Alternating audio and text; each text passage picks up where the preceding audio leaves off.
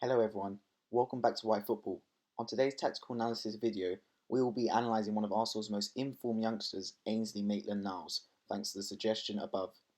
But before we start, make sure you check out my first Arsenal player tactical analysis video on Granit Xhaka, which can be accessed via the card on the top right of your screen. Moreover, more than 90% of the people watching these videos are not subscribed, so if you haven't already, please be sure to consider subbing and turn on your bell for notifications of my daily videos. Maitland-Niles has had a mixed time under Mikel Arteta. After initial fallout over the position Maitland-Niles was playing, he soon became a pivotal part of the Arsenal team, including 3 starts in the last 3 competitive Arsenal games at left wing back. Despite this, Arsenal looked to sell Ainsley this summer, with Wolves lodging 2 separate bids of £50 million and £80 million.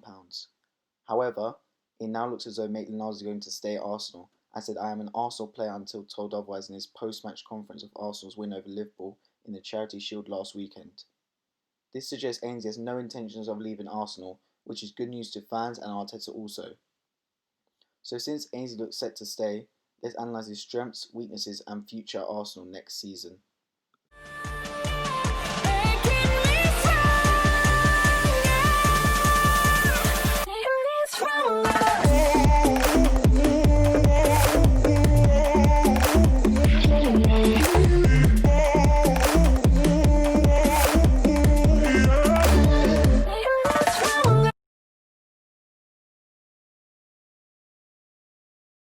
Ainsley Maitland-Niles has all the physical attributes to be an excellent fullback for Arsenal.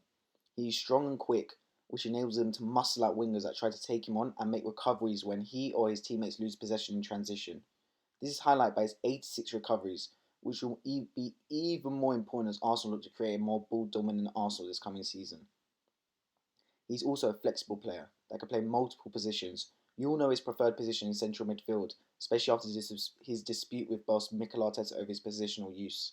But Ainsley can also play both fullback positions, both wingback positions, and was even used as a right winger in the exciting 5-5 draw with Liverpool in the Carabao Cup last season. This versatility is extremely useful if Arsenal have injuries in multiple positions, and he's been called a utility player, likened to James Milner of Liverpool, who plays similar roles both a left back and a central midfielder. As well as multiple positions, Maitland-Niles is adept at multiple systems. It seems likely that Mikel will start the season using the same back 5 that was so successful at the end of last season. This means when passing out the back, Maitland-Niles temporarily adopted the central attacking midfielder position to allow for the 2 triangles of Arsenal to play out from goal kicks and then create a surplus of attackers when Arsenal break through the middle. Maitland-Niles is also extremely young.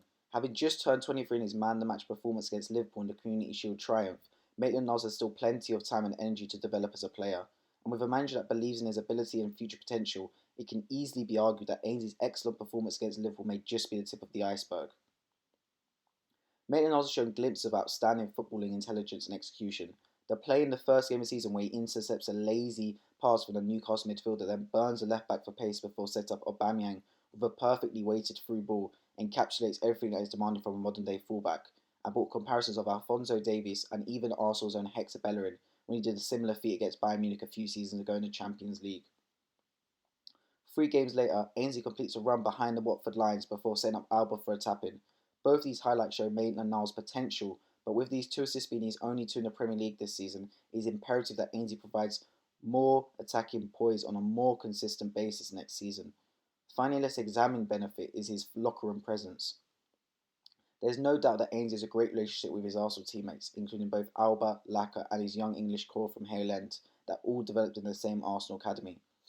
His increased locker room presence and enjoyment has definitely improved Ainsley's confidence and assertiveness on the pitch, as I've seen him giving out instructions and being more vocal with his teammates in games.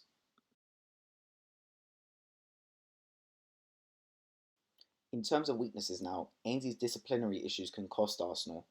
This season he got sent off after 30 minutes at home to Aston Villa, and Arsenal only avoided a scare due to an exceptional last-minute Aubameyang free kick to rescue 3 points for Arsenal. At the end of the season before that, Ainsley also got sent off at Leicester when diving in at James Maddison and receiving a second yellow. Although Maddison made a meal out of it, Ainsley's naivety drew him into the challenge and Arsenal lost 2-0 on that occasion. If Ainsley continues to get red cards, this will no doubt cost Arsenal again in the future. As a fact, Arsenal have received 5 red cards last season, which is far too many and averages at 1 red card every 7.6 Premier League games. That will make Arsenal's top four ambitions exponentially more difficult if they repeat that this coming season. We already touched on Ainsley's mentality issues costing his starting positions in the past. There's no telling whether this can happen again. Let's hope Ainsley realises his impact on Arsenal as a wing-back and or full-back, and so embraces this position and his impact he's having on Arsenal right now and will have in the future. However, if Ainsley should start a left wing-back, he must improve his left foot. Being an inverted winger is really useful as you can cut in and create opportunities while the full-back overlaps, but being an inverted full-back or wing-back is less useful, as Ainsley constantly needs to cut back on his right foot to put in some kind of decent cross into the box, which can be too predictable and considerably slows down Arsenal's fluid and dynamic counter-attacks. This clip against Chelsea in the FA Cup final in the first 3 minutes shows this perfectly. And finally, the last weakness of Ainsley Maitland-Niles is the consistency of his concentration. He is great performing in 3 standalone matches, but being deployed as a starter all season is a lot of responsibility, and it'll be interesting to see whether he can shoulder this. At the end of the day, a game against Liverpool and Man City is just as many points as a game against Fulham or Aston Villa, so being consistently effective will be pivotal for Ainsley and his ambitions of tying down a regular starting spot in the team.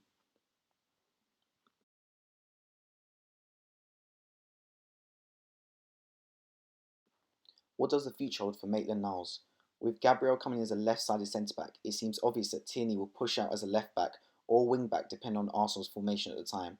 But does that mean Ainsley is out the team?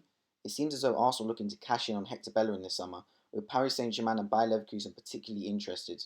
With Bellerin potentially sold, the right-back position becomes a straight choice between new man Cedric and Ainsley, which you feel Ainsley will have the benefit of starting in due to his hot form. If the Bellerin cash is also reinvested in a strong defensive midfielder such as Thomas Partey, that will also help Ainsley, as we know Partey will provide more defensive cover than Xhaka and Ceballos. We also know Ainsley was proficient as a wing-back, but if Arsenal do transition to a back four, will Ainsley be able to cope as well, especially if the unexperience of Saliba, Gabriel and Tierney are all next to him? Either way, we know there are many questions around Ainsley going to be answered this season. I'm excited to see how Ainsley copes and wish him the best of luck. Anyway people, thank you for watching Why Football's Arsenal player tactical analysis video today. Major ratings for making it this far in the video. If you did, make sure to subscribe and leave any suggestions for future players. I have one on Dani Ceballos already in the works, but other than that I'm open to ideas for any current or past Arsenal players. Be sure to like if you enjoyed and I will catch you in the next video.